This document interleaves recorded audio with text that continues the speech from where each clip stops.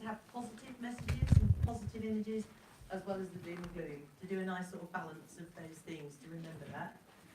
The key message was also, don't forget, you've been here all day, bless you, and you've heard an awful lot of things, which is why in my lot we had cake to cheer everyone, raise the sugar levels. But that person who you're trying to convince may also not know anything. And in the last 3 weeks, I've had about 17 people say to me, I don't know what you mean by switch to renewable energy. So just bear in mind that I think your role is to handhold and look after that person you're trying to convince. Just go lightly, nudge and look after them. And I think that was the main thing. The secondary thing was that we all had a go at exercising, talking about it. And I would suggest anyone not in our workshop do that tonight. Look in the mirror when you brush your teeth, you can talk to yourself for a whole minute. And then go away and do something else and come back and push yourself to talk for 2 minutes. Get all the mistakes out, use all that strange vocabulary, things you've learned today, so you're ready to talk to someone. But always round it on a positive, look after them, nudge them, and help them. Thank you very much. Thank you. So, our session was about climate-friendly neighbourhood development plans, which was a loose description, as gave me the platform to talk about what we can achieve and what solutions there are now. I think generally the consensus was that you've got to start with a reasonable baseline, and everyone needs to be at a relatively common understanding. So the points that I would be bringing out and the points that we discussed would be that, firstly, centralised grid supplied power is incredibly inefficient. If we decentralise that grid and take ownership of generating our own power locally, then we will immediately cut our carbon footprint by about half. And also the presumption that someone else should have the power station in their parish, town, ward is the wrong presumption. We use the energy. Why does someone else have to have the power station? We need the power station. Because otherwise we have the luxury to object. And people have the luxury to say, I don't like wind turbines. Well, you know, you use the power, so grow up. We also talked about the solutions that are in place. And the solutions for a totally zero carbon energy infrastructure are available now. And they all have a payback of less than 10 years. The Department for Business, Energy, Infrastructure and Skills own published information shows that large-scale terrestrial solar and large-scale terrestrial wind are the cheapest forms of energy now, and will increasingly get cheaper. So there's no reason not to deploy it. We also discussed student lobbying and the need for student lobbying and the performance of the campus. And the need for it to step up. And we talked about the potential for using supplementary planning documents to deliver an expectation county-wide for us to expect a higher standard of building and zero carbon homes. The infrastructure was in place for us to all have zero carbon homes and every new development to be zero carbon from 2016. And as was mentioned earlier, that was cut by our current government in 2015, 6 months ahead of it being enacted. So the whole building industry is ready. There's no excuse to do it. Hello. So yeah, we were in there having a workshop to do with neighbour development plans in the specific context of community energy groups, and we experienced some significant technical challenges because the laptop kept not working with the projector and vice versa. So we did that thing where we just abandoned the slides, carried on without the technology, and that was much better. So we were. It was interesting because we were looking at it from some different angles. We were looking at whether community energy groups come out of the neighbourhood development plan process, whether they should or not, whether it's appropriate for them to, whether every town and parish needs a community energy group, or whether you're better off working with existing ones. And that's very much depending on the nature of your community, the demographics of where you live, and the willpower to get stuff done.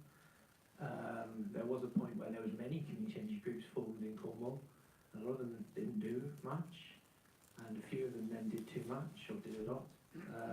Still not enough. So that was discussed, but also I think what we focused on more was how the planning process has affected the reality of having community-owned renewables, and how, for me personally, what we've done in the community energy group, how we fed into the planning process. So we had even though we spent all day here talking about planning, I started off by saying, well, how many of you know what is the national policy planning framework, what is the local plan, and what is the neighbourhood development plan, and how they hang together? So we had a bit of a chat about that. And we kind of went around the room seeing who in the room was already involved in a neighbourhood development plan, who lives in an area where they haven't got one, what involvement, what level, because you didn't want to just talk to people without it coming back the other way. So I was keen to find out what people in the room were doing. So some of those people were involved in an energy group, but haven't got a neighbourhood development plan. Some of them have got a neighbourhood development plan and no group. Have you got any actions to take forward? Actions? Yeah, actions. The only actions that specific actions was, there's two actions that we had really. One is that we can't do any onshore wind without it being in a neighbourhood development plan. So for God's sake, get it in a neighbourhood development plan. Otherwise you can't do any onshore wind, and given that it's the cheapest form of renewable energy, the cheapest form of energy, for God's sake, get a neighbourhood development plan and make sure it's got onshore wind in it, and ideally make sure that it can only happen if it's community owned or at least partially community owned. So that was one action, and then the other action was, a lot of us felt that, and I personally felt that a lot of what we're doing is a waste of bloody time. I spent my entire life doing all this stuff. And actually everything's got worse. And the most useful thing you can do is probably join Extinction Rebellion. Shut everything down until the whole system's changed entirely. There's a talk, intro talk on Extinction Rebellion tomorrow night in Old Bakery Studios in Truro, and on Wednesday at 6:45 in the Water Sports Centre in Falmouth. And everybody come. Great. Okay, so my workshop, essentially what we did was a sort of dry run through what I call the Silver Soup workshop. And essentially, this is a workshop that you would run in your communities. And it's the idea that I was talking about in my presentation, that you can draw up your own list, a few individuals in your steering group, of what actions you need to take in your neighbourhood plan in order to deliver zero carbon future. What does zero carbon really mean by 2035 or 2050 for the way we live? It's massively radical. And so this workshop gets your community to sort of take this on board and draw up their own list and say, oh, okay, well, we need 100% renewable energy. We need all new development to be zero carbon. And by doing that, you're getting your community to sort of go with you and to sort of take it on board, and they will hopefully, theory is, propose radically more ambitious policies and accept radically more ambitious policies than they would have otherwise. And so the kind of actions from that is that we will be finishing off, or I will be finishing off, finalising these kind of workshops and full facilitation notes that we will publish on our website in the next month or so, hopefully. And we're also able to run those workshops for communities that want to. We're going to try this a couple of times, see how it goes, and run them, basically. That's what final action. Anyway. Great. Thanks, Dan. Thanks. Hello, I'm Julian. Ran a workshop on Land Explorer, which is a mapping application. And again, shameless plug, please visit. It's landexplorer.cc. It's designed to support community-led development. And in terms of neighbourhood planning, it all starts with a map and the data and information. So we've got agricultural land classification, historical flood data, greenbelt, brownfield, and this kind of thing on there. And it was interesting, the comment just now. Sorry, I don't think you know. Paul said about onshore wind, and Mark said, map it! So you can use Land Explorer to do that. We had a lovely breadth of experience in the room, from people who've been there and done that to people just starting out. We looked at some of the tools you can use to do that, so drawing, sharing maps. What's particularly interesting is, from my perspective, is the data. And who owns the data? Where does it come from? And there's an opportunity to crowdsource data and put it on the map, and there's an opportunity for us to cooperatively own our data and our platform, and incorporate with government data. One of the things particularly that came out of it is that the tool would be really handy to do a neighbourhood development plan. Once off, we'll do it and then it's done. But if we're going to meet our really important targets, we need to know how well we're doing. We need to measure it. We need to measure biodiversity. We need to track natural capital accounting. And we need to see how we're delivering on the plans. So I invite you to join Land Explorer, and hopefully we can help one another. And in terms of XR, yeah, go for it. But these things aren't mutually exclusive. Let's do all of it.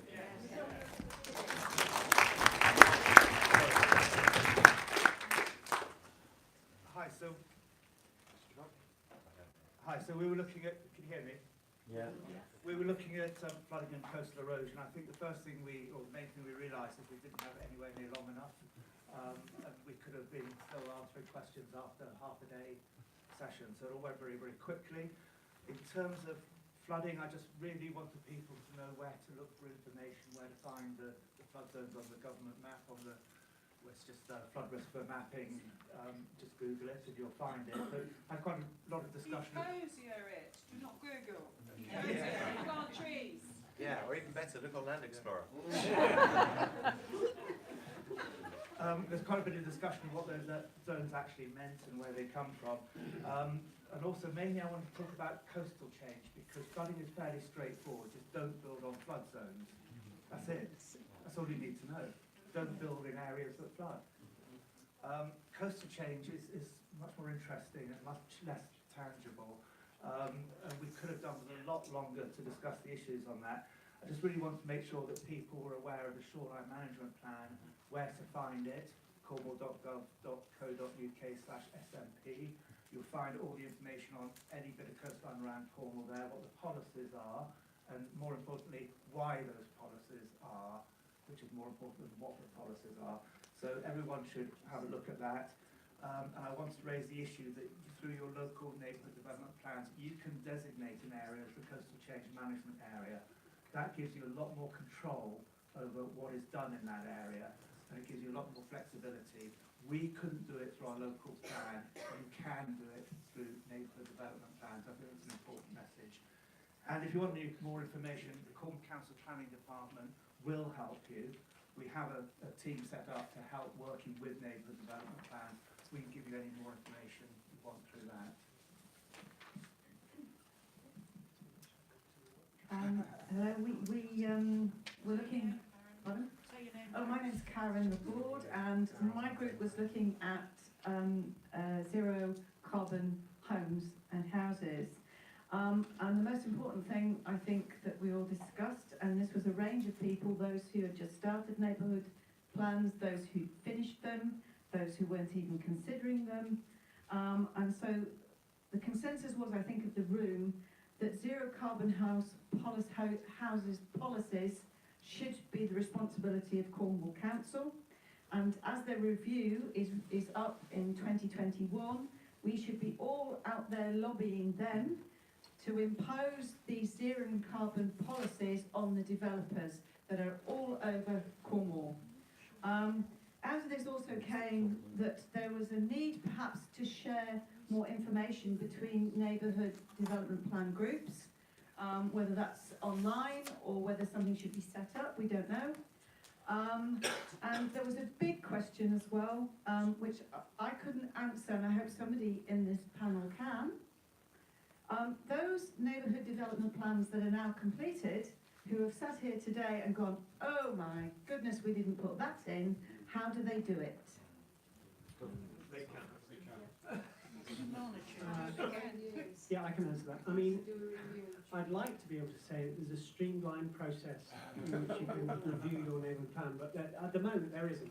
There's discussion of creating a streamlined process, but at the moment it's basically you need to go through the same processes again as though you were writing your plan for the first time. Sorry, sad news. How many years have we got to save the planet? Yes, 11 exactly my point. and counting. And that's where we finished, because neighbourhood development plans are extremely lengthy. They involve an inordinate amount of work, and we all seem to be replicating the same stuff. Yeah. So what we could start doing is actually doing this stuff now before our neighbourhood development plans are ready. Yeah. And one of the key issues that we identified in zero carbon homes is the retrofitting process.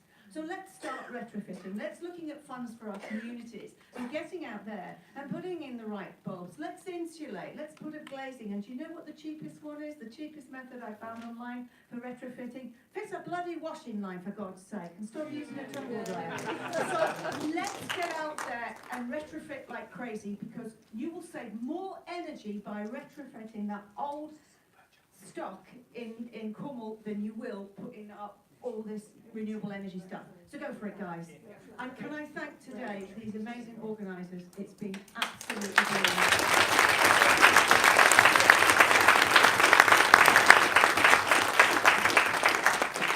Thank you very much. I think our panel looked at the questionnaires and the structure and what we should include within that. In terms of actions coming from that, actually probably the clearest thing would be for me to convert the notes that we took down and share those with the group more broadly, rather than going through each of those different things. We talked about a number of themes, about length of what's effective as the length of the questionnaire, how much you should focus on climate change or other benefits, how much information you should provide, links to other information, other data sources, all sorts of things like that. Very useful stuff, but it's quite hard to convey, I think, in this way. So we'll write it out and send it out with the links to the other presentations and everything else going forward, I think. Question there, yes. Hi, yeah, I did a master's in climate change 10 years ago, and it feels like nothing really has changed, and actually it's got worse since then. And I was sort of full of despair for many, many years. And it's amazing to now see this amount of people in one room, from the community and from the scientific community, and like, it's amazing how many people. And there's not actually been a lot of cross-boundary, academics coming across and giving out information to the public. Will this be rolled out across the country? There's universities all over the country that study this. I know we're a leader at Exeter, but this has to happen everywhere, and this information is critical to be rolled out. To solve the crisis, we need to do this everywhere. Let's get this level of engagement. Absolutely. I feel this is hopefully the start of something really more forward. So very much leads on to my final question to the audience really is, what are our next steps? What should we be doing next? How do we move forward from this point? Sorry, yes, you had it. I was just going to say, I've travelled down from Newcastle for this. I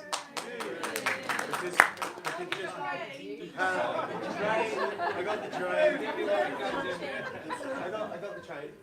train. It was a long journey, 3 hours on Thursday, 6 hours yesterday.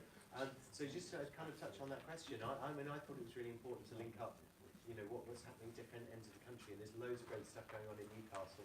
And I'm trying to engage with the university there, and very engaged with the politics up there, lots and lots of community groups.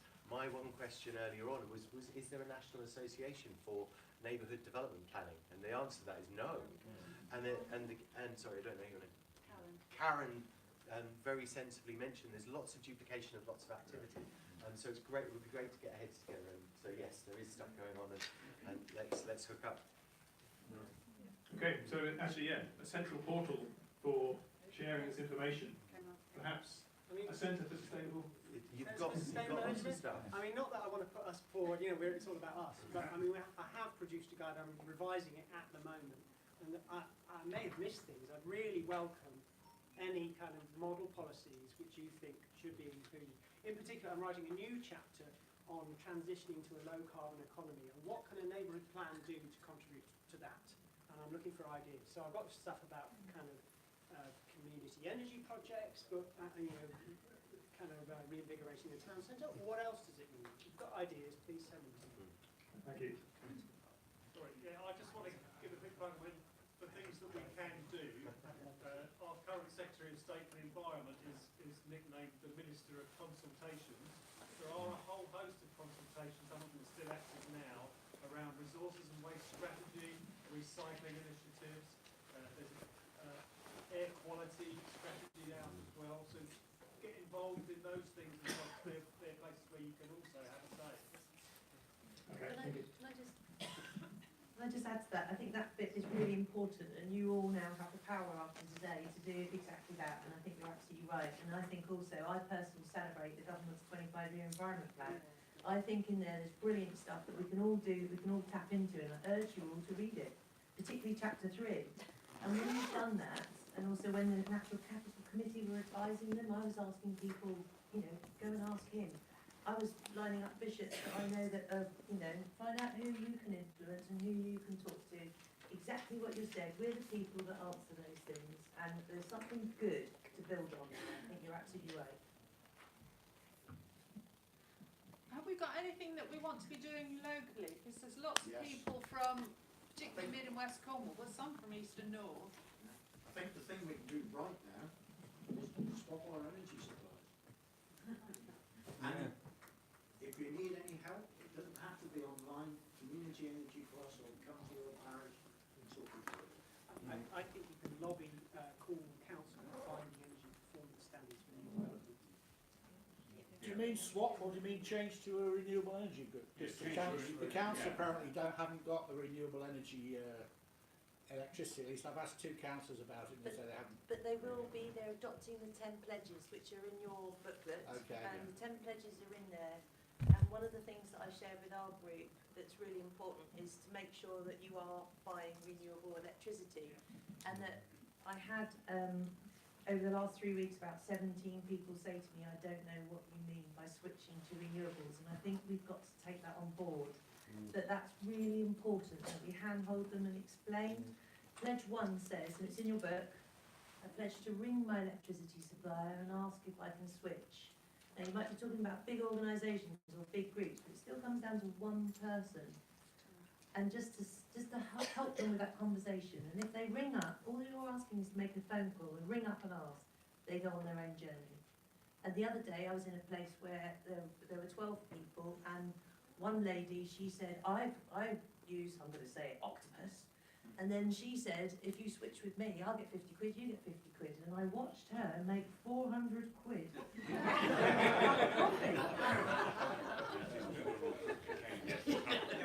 We could ask the parish councils to do the same if we can actually get an arrangement with one of the green electricity companies to charge more or less, or got together, perhaps through Calc, to buy green electricity through the parish councils. That might make quite a big difference as well. And I'm happy to try and talk to Calc about doing that as an arrangement. I'd like to say, I think what we've been doing here is fantastic. There's lots of ideas. Each person here is representing a community. A lot of us have already consulted hundreds of people. We're planning consulting hundreds of people more. We need to get back together again in a few weeks or months with senior Cornwall Council planning officers here so that they can hear what we've got to say, because we are constrained in what we do by the local plan strategic policies. They are up for review in 2021 and they need to listen to what people at the grassroots are saying. We need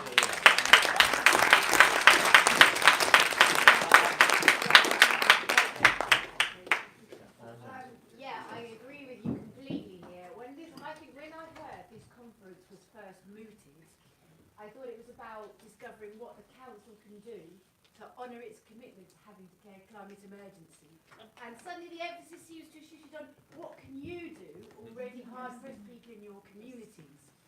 There's an awful lot that we need to hold the council accountable to. We've been here the whole day and I haven't heard a single person mention the £6 million. But is this true? That Cornwall Council subsidises Newquay Airport by every year? I thought it was 3. It's down to 3 now. 3. Oh, that's all right then.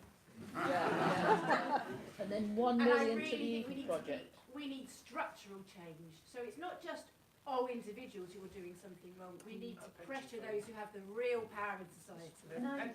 Yeah, divestment from Let's divest from fossil fuels. Yes, divestment, totally, yeah. Can I just say something about that? And I think that Cornwall Council, I think there's an environment team there that are busy getting their head around it and are really, really keen.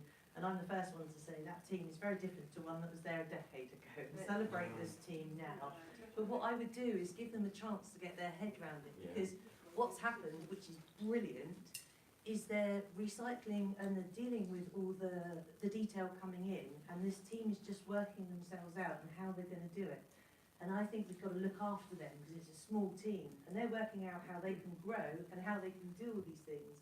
So I personally would say just give them a chance to, It's you know, it's the planning policy people we need to talk to, not the environmental people. well, also the head of Yeah. planning, Yeah. also the head of planning, she has also attended, we had, for the flood forum, we had a conference about natural capital last November, and she came along to that, and she was inspired by that She did did want to come today, but she's brilliant, but what I would say, I think it's a bit like our workshop. If you do like this to people, you know, they're going to get stressed and they're going to disappear, and that's already, you know, it's something really important. Give them an opportunity.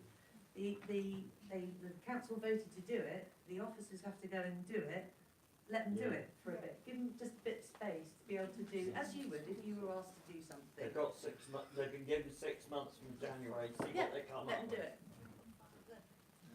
I remember when Cornwall 2050 was going on, and council was consulting with everyone about what their policy for Cornwall 2050 would be, and they were writing a thing called the Cornwall Climate Change Action Plan, and this has all happened before, over 10 years ago, and actually we have given them, we have given people the space and time to do stuff. Not since the... And it's not about being nasty to particular officers, because I know there's a small team and I know they've got a lot to do. It's about policy. And I'm not going to do a whole nother round, spend a whole nother 10 years. So, yeah, and that's what he's saying, the actions have to be quicker It's than obviously now. time to stop.